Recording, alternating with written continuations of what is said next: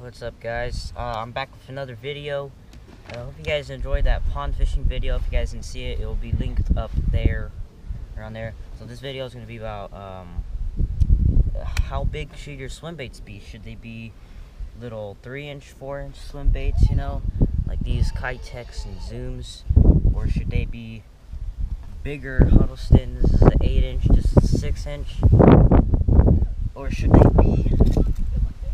be huge? Should they be huge like these, like a Lunker Punker or a Matt Lure's Dead Twitch? Should they be that huge? So I'm gonna go over. Sorry if the wind is bothering you guys. It might not be. I don't know, but for some reason the wind chooses to blow really hard when I'm doing a video. So I'm gonna go over, if you guys, how big your swim bait should be at some times. So let's get into it. So, how big your swim bait should be. I'm gonna go over the biggest size first, which is something like this, or something like a Punker or a Matt Lure's Dead Twitch. Now, me and my dad, we usually throw something this big in the wintertime, because if you're walking along like a little, here, let me just grab it out, like a little super spook like this right here, and that bass in the winter, even though I'm not going to be talking about winter in depth until October, November, around there, when the time really does come, because if you're walking this along and they see this thing, because it's really small, the bass are not going to think that it's that it's not worth it, because it's really cold. They want something big.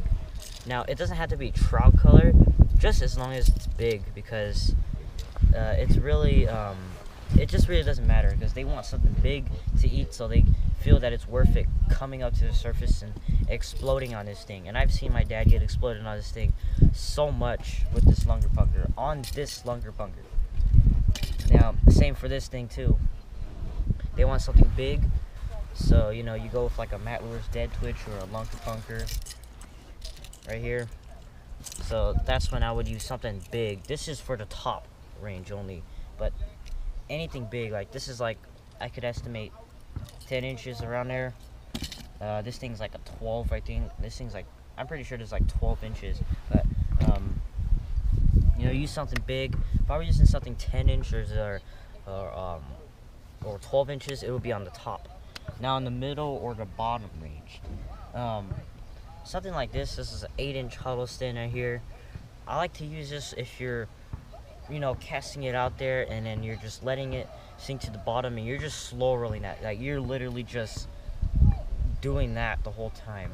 Like, when you're reeling it really slow, it's just doing this the whole time. Here's a rock right here in my hand. It's just doing this the whole time. It'll bump up. It'll kind of just bump up, and that tail will be just doing that the whole time. Especially with a Huddleston, it'll just be bumping in the rocks. So that's why whenever we get Huddlestons or any just kind of swim bait with that on the bottom, we never put a hook right there, because that's what I would be doing. Like, I'm casting it out there and I'm just slow rolling it on the bottom and letting it hit stuff. So 8-inch is good all around for a Huddleston or a Savage Gear or whatever. It's just a good size all around, but sometimes you may want to go bigger. But 8-inch is a good bait for catching 4-pounders and up. Now, if you guys are targeting really big fish, like a 6-pounder and up, go with something big like a 12-inch Dead Twitch or a 10-inch Lunker Punker. Those things are deadly if you're going for bigger fish. Now, this thing's good for I already said 4-pounders and 4-pounders and up. Okay, next is a 6-inch swim bait. Now, 6 inches is not really that big to me. Maybe a lot of you guys, it might be bigger because you guys don't throw big swim baits as often as West Coasters out here.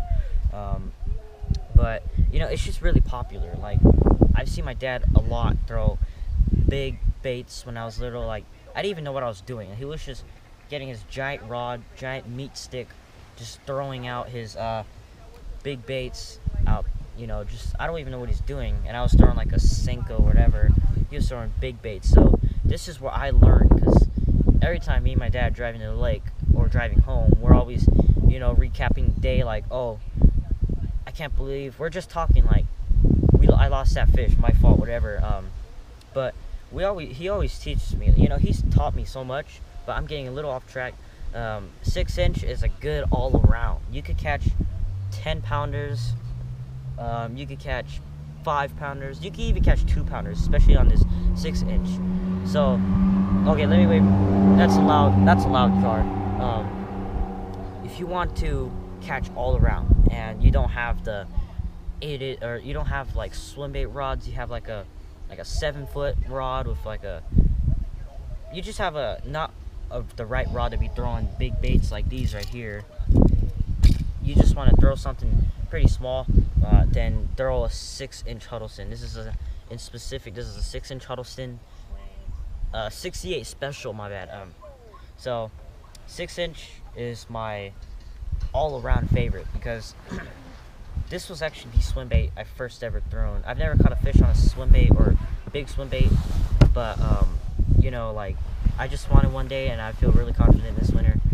So 6-inch is the best size all around if you want to catch 2-pounders all the way up to 10-pounders. This is a great bait. Next will be these smaller swim baits right here that typically don't imitate trout. Now, these are great. You can catch babies, you can catch giants, you can catch anything. I would throw this because a lot of times I'm imitating shad or bait fish whenever I'm throwing these kinds of swim baits, because they don't match the profile, but just the color. Like, whenever I see something that's this small of a swim bait, I'll usually think like a small swim bait, like you know, like this. This is a Zoom Super Fluke, Swimming Super Fluke. This is a Kitech Swimming Effect. These are really two good baits, but I'm not gonna do any reviews because I would use this for when you're imitating some shad bait fish or just anything like a bluegill or a shad or a bait fish, whatever. So that's when I would use that. So I hope you guys enjoyed this video. I'm gonna go recap real quick. Small, big like these right here, when you wanna, there's a fly on the, okay. Now, big whenever you wanna go on the surface and you're looking for a bigger fish, like 6 pounds and up. 8 inches when you wanna, 8 inches when you wanna get 5-pounders and up, and you're bumping in the cover, and 6 inches for 2-pounders and up. And like I said, probably the best around in my opinion. And these when we're imitating shad or bluegills or whatever, any just little bait fish. So hope you guys enjoyed this video. You know, live streams every Saturday. Unfortunately, I can't do it tomorrow because we're going to we're just going to somewhere, nothing bad. We're just gonna go to like a little party, a little family outing. So unfortunately I can't make it, but hopefully you guys give this video a like, comment, and subscribe, and peace out, and enjoy the time lapse whether there is one or not.